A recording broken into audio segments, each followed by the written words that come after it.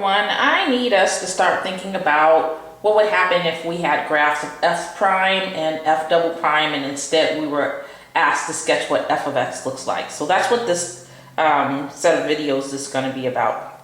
All right, so if you were given a graph and you were asked to identify where the positive y region was, you would probably naturally just say, oh yeah, positive y's are above the x-axis. Okay, this is really huge, so please make note. Notice I have positive right over here so that you keep that in mind. If I asked you on a graph to identify where the negative regions, you probably naturally would say that all your y's are negative below the x-axis. This is really huge.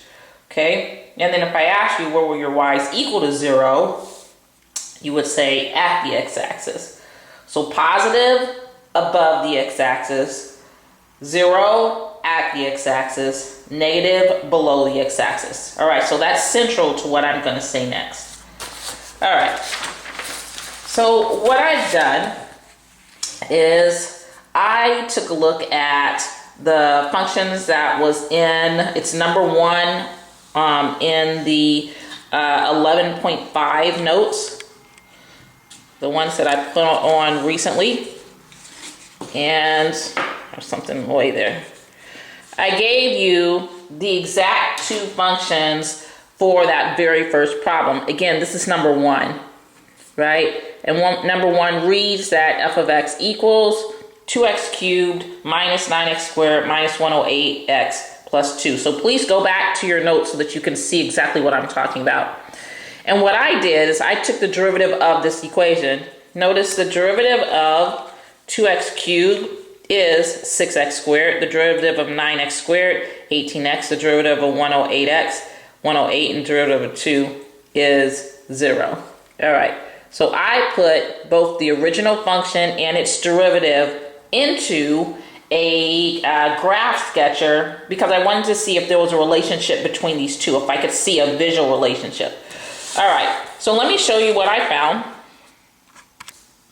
Oops, sorry, I went the wrong way.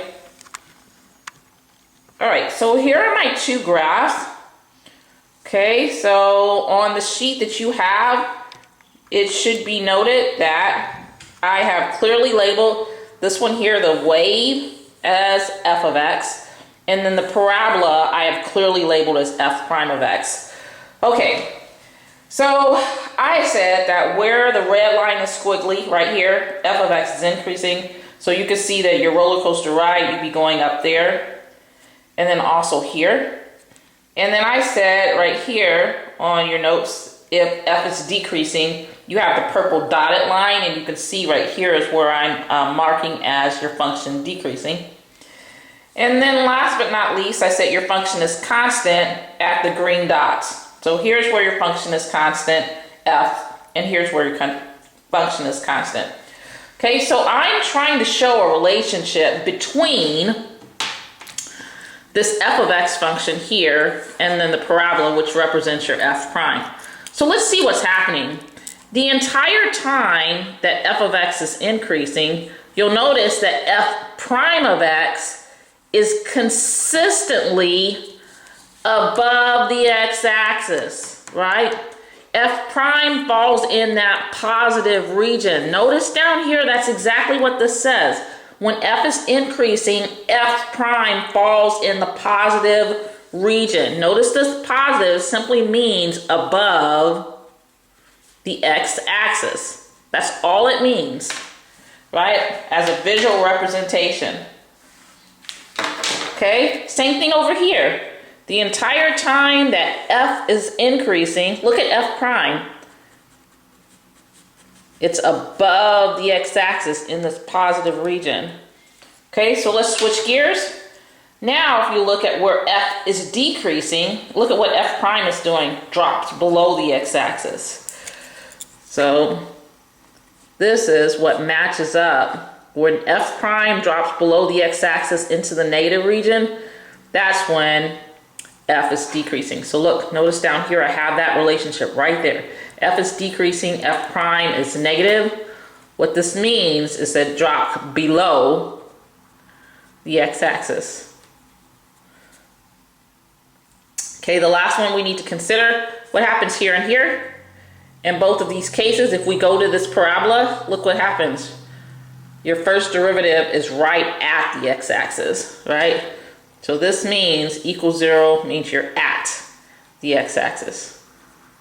So all you're seeing is the rules playing out in a graph. That's all it is. Okay, we already knew this relationship. We knew f increasing, f prime positive. We knew f decreasing, f prime negative. We knew f constant, f prime equals 0. But now we can see it as a graph. So f is increasing, f prime is in the positive region, f decreasing, f prime is in the negative region, f increasing again, f prime in the positive region.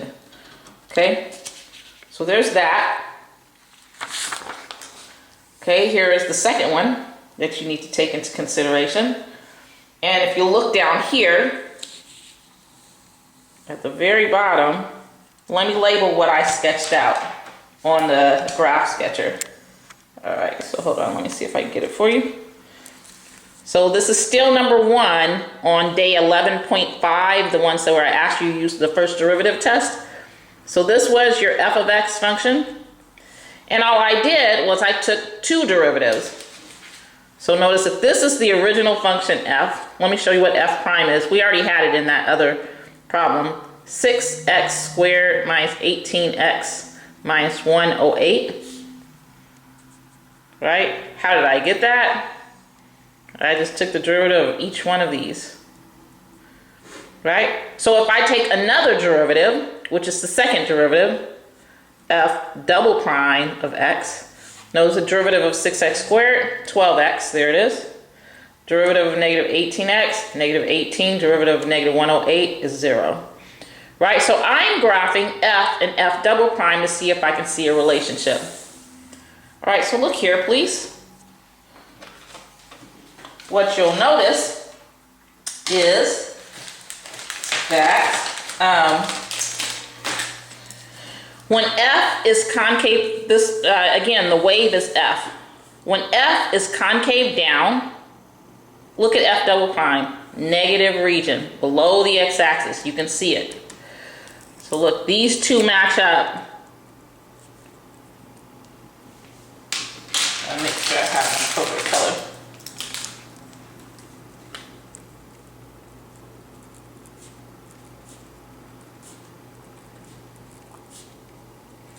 The entire time your function is concave down, look at that. And I actually cut mine too short. It should go all the way to this point right here. Your second derivative falls in the negative region below the x-axis. Okay, if we look at that green part of our original function f of x, you'll notice that f is concave up over here. So the entire time your function is concave up, look at the second derivative. Second derivative falls in the positive region. So this is what we have occurring. Okay? And then where your original function is at an inflection point, look, the second derivative is equal to 0. So let's go down here because we really need to be able to make these links. When your function is concave up right here, its second derivative is in the positive region.